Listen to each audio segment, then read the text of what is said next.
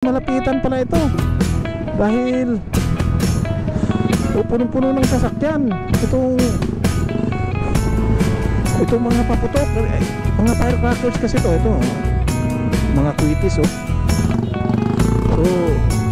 walang galawan, ang dami kasing namimili ngayon mga kalagalag. Ito yung binagsa pa lang ngayon, yung bilihan ng mga paputok. So hiniwalay kasi ito mga kalagalag, itong mga bilihan ng paputok, para kung in case na magkaroon ng sunog o mayroong mga hindi dapat mangyari, so malayo sa mga tao at malayo sa mga ibang establishmento. Ano muna tayo, ayan. So ito mga kalagalago, kaya hindi natin malapitan, daming sasakyan. So ito yung mga paninda rito na puro paputok, mga turotot. So lahat yan na pwedeng gamitin sa pagsalubong ng bagong taon. So andito lahat. Kung gusto nyo mga firecrackers, mga kwites, ito andito na yung mga bata. Magkano yung ganyan? Ilang piraso? 5? O sige, mamaya bumalik ako. Oo.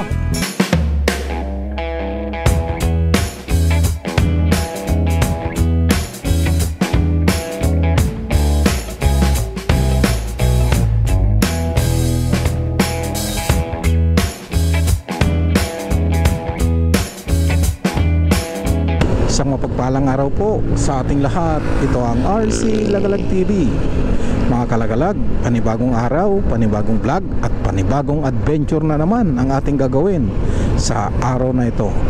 Mga kalagalag, kung bago ka pa lang sa aking channel, huwag mong kalimutan na mag-like, share, subscribe at pindutin mo na rin yung notification bell para lagi kang updated sa mga video kong i-upload. At ngayong araw mga kalagalag, tayo muling mag-iikot dito sa Tarlac City. At silipin natin mga kalagalag yung mga nagtitinda ng mga iba't ibang uri na mga firecrackers. At napakaraming nagtitinda ngayon para preparation sa bagong taon mamaya, yung pagsalubong natin sa bagong taon. So napakaraming mga mabibili ngayon dyan sa Tarlac City na iba't ibang uri na ginagamit para sa pagsalubong ng bagong taon. So may mga turotot, may mga prutas, so iba't iba. So, maraming mga paputok, iba't ibang klaseng mga paputok yung nakikita natin ngayon na mga paninda dyan sa syudad sa Tarlac. Yan, so ito yung ating iikutan ngayon mga kalagalag sa hapong ito. At tamang-tama, ang oras natin ngayon is 5:30 na ng hapon. So halos magdidilim-dilim na. At makikita natin ngayon yung mga paninda dyan na talagang ito yung pinaka last na bugso ng mga paninda. Dahil bukas yan, after ng 12 o'clock, so wala nang kwenta yung mga ititinda nila. So kaya ngayon talagang nagsusumikap sila ngayon, nagdo-double time para mabenta yung kanilang mga binebenta na magagamit ngayong gabi sa pagsalubong sa bagong taon. Ayan, so samahan nyo ako at huwag kayong bibitiw hanggang sa huli. Ayan, so let's go! Alam ko matindi ang traffic ngayon sa Tarlac dahil dagsa ang mga tao kasi ngayon, no? Ang dami mga dala ng mga tao, mga kwitis, no? Nanggaling na sila na namili.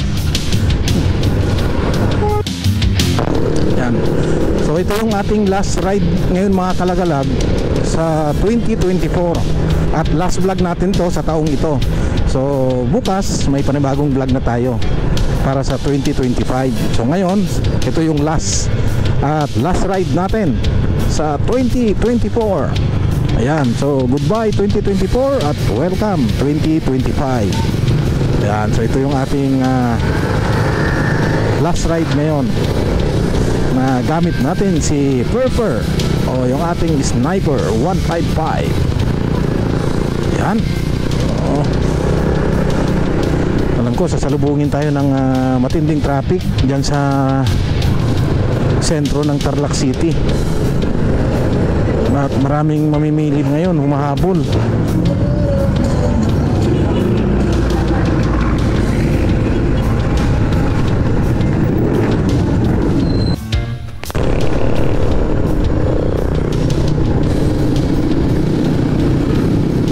So hindi naman pala masyadong matraffic ngayon mga kalagalag.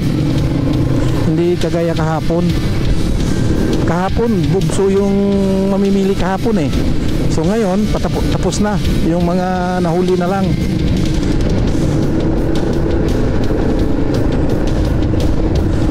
Ayan, so napakaganda ng kalsada ngayon, maluwag. Kahapon grabe, talagang siksikan kahapon yung mga sasakyan. At napakaraming sasakyan kahapon mamimili.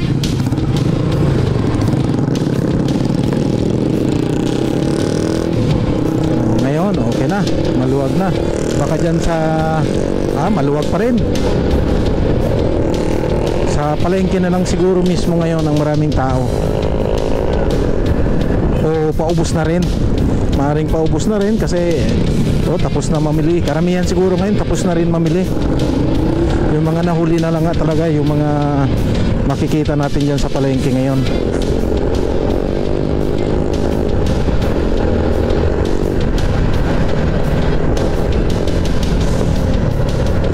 Ayan, kahit dito sa sentro ngayon talagang clear na yung kalsada. Halos ilan na lang yung sasakyan. At open na kasi rin ito mga kalagalag. Dating nag one way kasi ito dahil may ginagawang construction sa lugar na ito. Pero ngayon open na siya, pwede nang daanan. Kaya hindi na masyadong masikip ang traffic dito sa pinakasentro. So kahit maraming sasakyan, moving pa rin naman. Hindi kagaya nung mga nakarang araw talagang walang galawan yung sasakyan dito.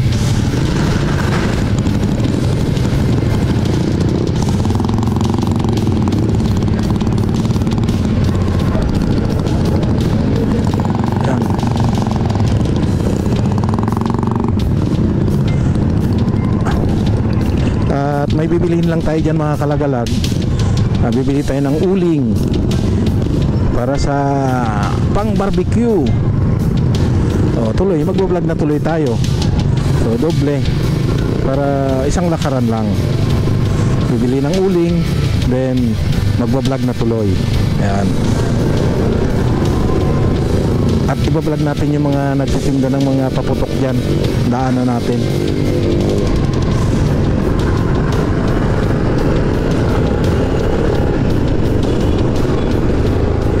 Maluwag ngayon, talagang tapos na talaga na malengke yung mga tao ngayon.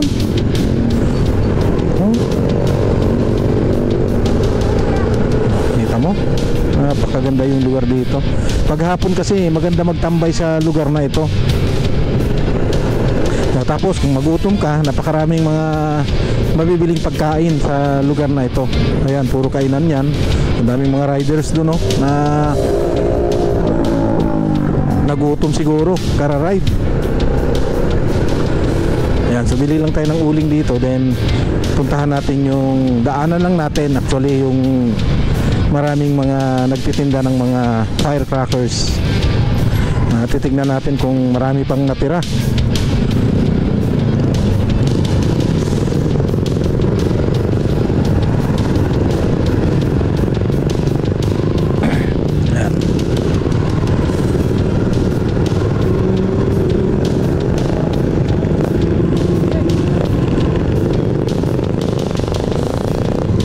Pauwi na rin yung mga tao.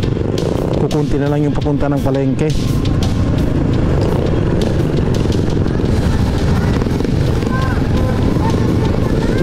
Ayan.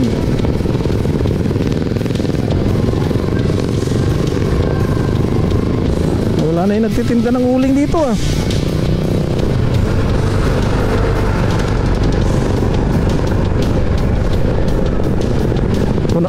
naubos na yung uling.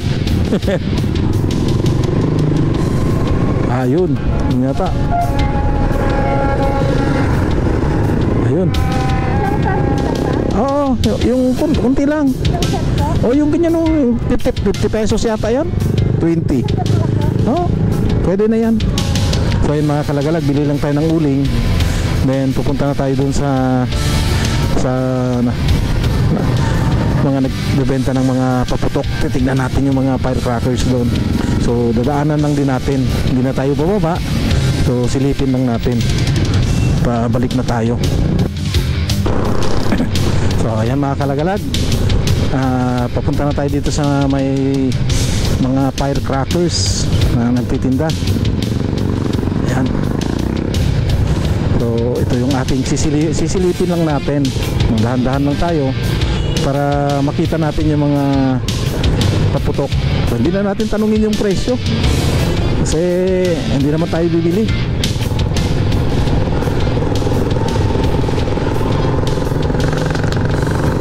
Nakakatakot yung mga firecrackers, mamaya tayo pang maputukan. So marami namang paraan kung paano natin salubungin yung bagong taon. Hindi tayo gagamit ng paputok, hindi tayo gagamit ng turutot, no?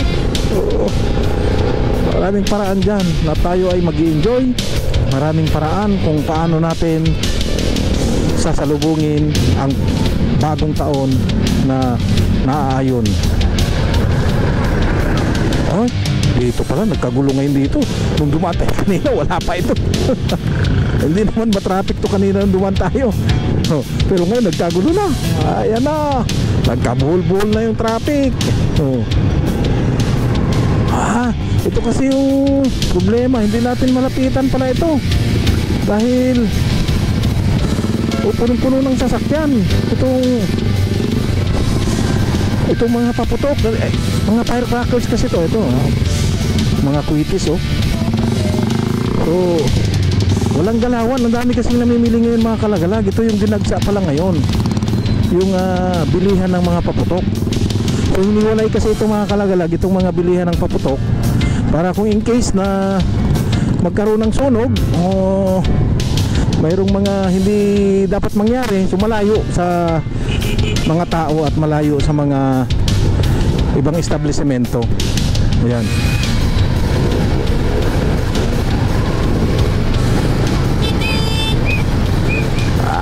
Daanan muna tayo. Ayan. So, ito mga kalagalago, kaya hindi natin malapitan, daming sasakyan. So ito yung mga paninda rito na puro paputok, mga turotot. So lahat yan na pwedeng gamitin sa pagsalubong ng bagong taon. So andito lahat. Kung gusto nyo mga firecrackers, mga kwites, ito andito na yung mga bata. Magkano yung ganyan? 50. Ilang piraso? 5. O sige, mamaya babalik ako. Oo, 55 piraso, ibig sabihin 10 pesos ang isa. 10 pesos ang isa, mahal pala. Piso lang yan sa Bulacan Parang piso yata sa Bulacan, 150 ganon, no? Pero dito mahal, 10 piso. Ayan so talagang ito yung dinagsa, kaya nagka-traffic doon, nagkabuhol-buhol doon. Pero okay naman, mayroong fire truck na nakaantabay dito. So ayun, may bumbero na nakaantabay kung sakasakaling magkaroon ng sunog. So nandyan yung mga Bureau of Fire. Ayan. So sila yung nakaantabay dyan at binabantayan yung mga paninda na paputok para iwas aksidente kung sakasakaling mayroong pagsunog na magaganap. Ayan. So napakaganda mga kalagalag yung pagsalubong natin ngayon sa bagong taon. At kahit paano nakapag-vlog tayo, kahit uling lang yung ating purpose na bibilhin, pero tayo ay nakapag-vlog at ito yung ating last na vlog sa taon na ito. Ayan. So mabuti naman at kahit paano nagkaroon tayo ng pagkakataon. Ayan, so dito na natin putulin mga kalagalag itong ating pag-vlog. At muli, ako'y nagpapasalamat dun sa mga nag-like, nag-share, nag-subscribe sa aking channel. Maraming salamat sa inyong walang sawang suporta. God bless at ingat po tayong lahat. Salamat po.